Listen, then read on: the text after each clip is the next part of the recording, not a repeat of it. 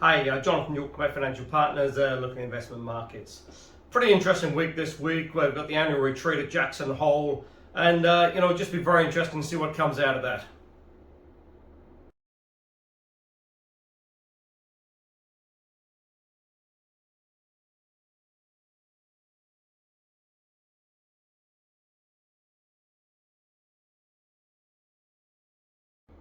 Because certainly central banks around the world sort of grapple with trying to come to terms and trying to bring into check the sort of rampant inflation out there.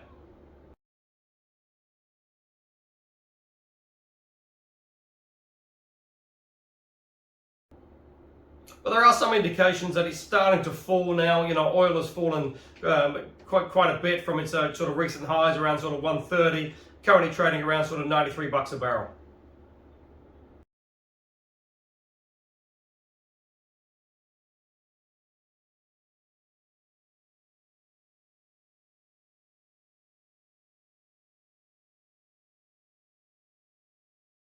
But also as well helping is the fact been quite a bit of easing now of the sort of global supply issues, and gradually that's sort of getting not back to normal, but it's certainly having the stress reduced on that pretty dramatically.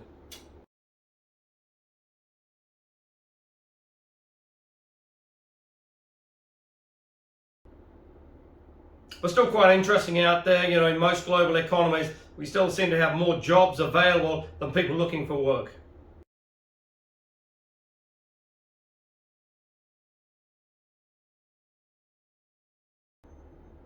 So that's obviously spilling through now into sort of higher wages and higher wage claims, and really sort of that's helped to sort of fuel the inflation push going forward.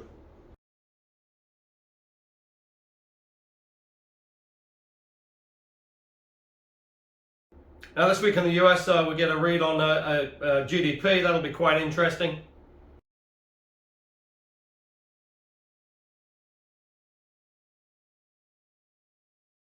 Also, as well, certainly earnings so far have been pretty sort of robust and pretty constructive. On the whole, probably around sort of 75% have beaten the sort of estimates.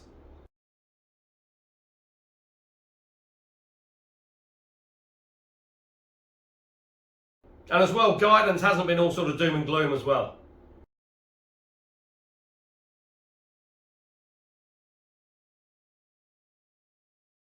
Now in China, a pretty major event coming up at the 20th National Congress of the Communist Party.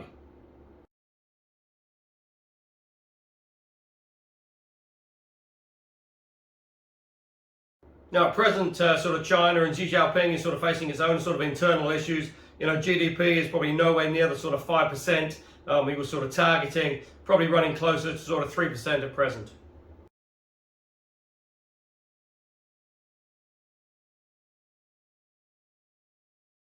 So I suppose the big question is, will we see a further stimulus package out there to try and kickstart the Chinese economy?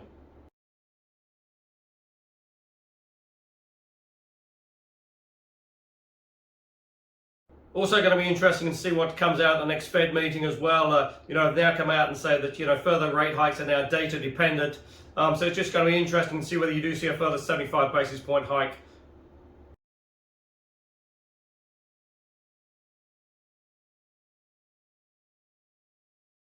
Now, as just mentioned, oil is back above $90, currently trading around $93 a barrel.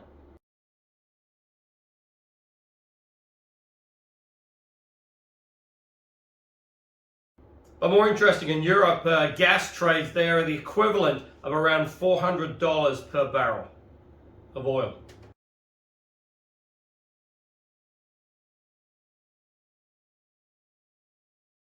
Discussed, Russia's really playing hardball with its sort of gas supplies, and it's just going to be very interesting to see how this sort of plays out, especially as the European area heads into its winter months.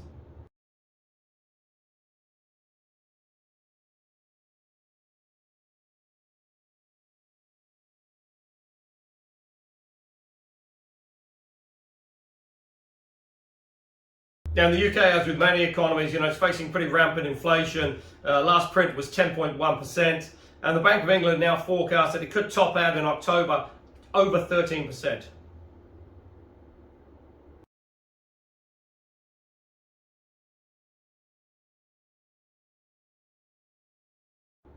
So that sort of led many analysts and economists now to predict a further 50 basis point hike at the next Bank of England meeting.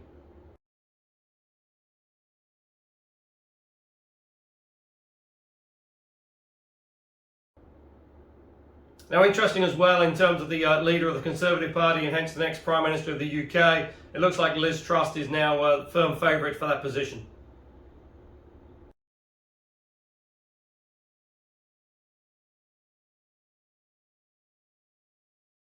And if that is the case, pretty much she has been promising tax cuts as soon as she gets into office. So just sort of watch this space.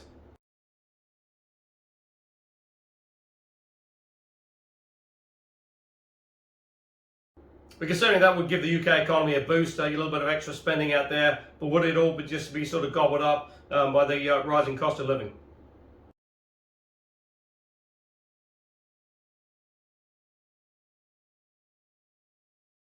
EU, it's really just trying to sort of position themselves to try and wean themselves off the sort of Russian oil and gas. So oil is sort of getting there at a reasonable rate, but gas is a little bit more of a difficult problem.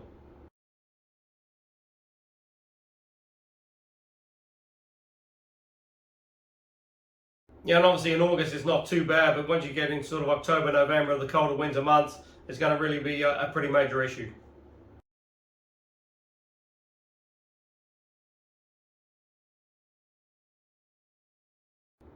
Now, Australia just printed one of the lowest unemployment numbers, coming in at 3.4%.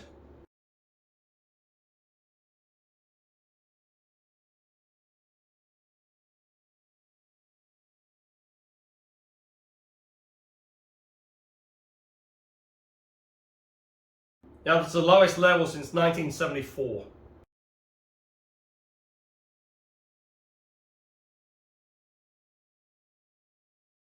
But also as well, the first time in Australia now you've got more job vacancies than people actually looking for work.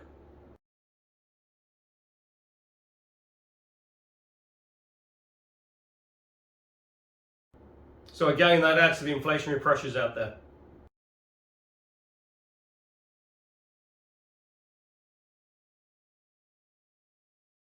But what does seem to be helping that Australia's been pretty sort of good opening up its borders and certainly seeing quite a few sort of migrant workers coming in now.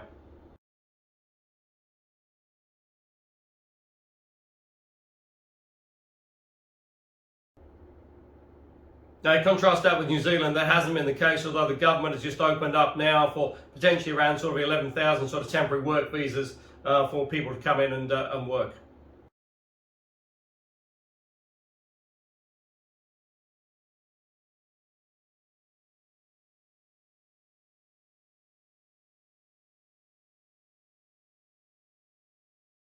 But again, just because they've announced that and opened up that sort of particular category, it's not an overnight fix. It's going to take 2, 3, 4 weeks at least, potentially sort of 2 to 3 months before they start to sort of come through.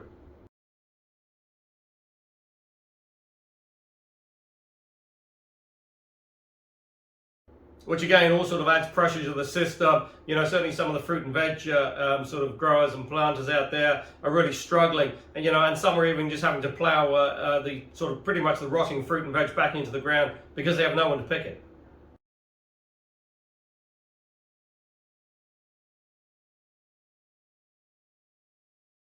Which if you look at it, it's a really pretty bizarre situation because supposedly we've got record low unemployment.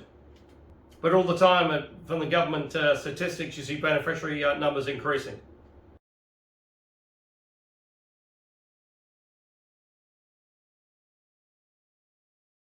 Again, reporting here in New Zealand has been okay. Most of the companies have been doing reasonably well, and probably sort of 20-30% have sort of beaten on estimates.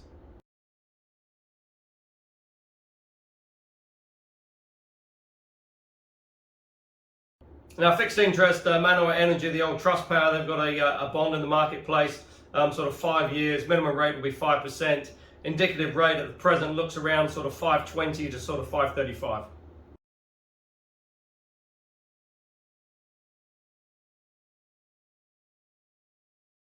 Also as well, Heartland just announced their results, pretty record profits, but also got a capital raising out there as well.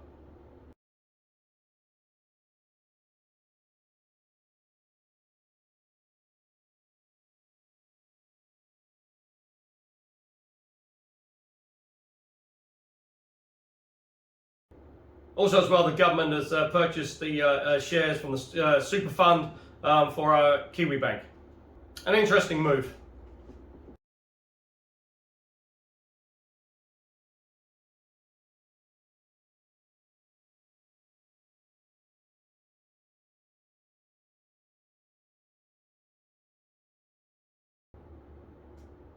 Obviously, still a bit of a major sort of clean-up operation on the top of the South Island in New Zealand after those recent floods and the sort of heavy rain. And it's just going to be very interesting to see how that does sort of play through, because, you know, potentially they're talking about some of those roads could be closed for maybe 2 to 3 weeks.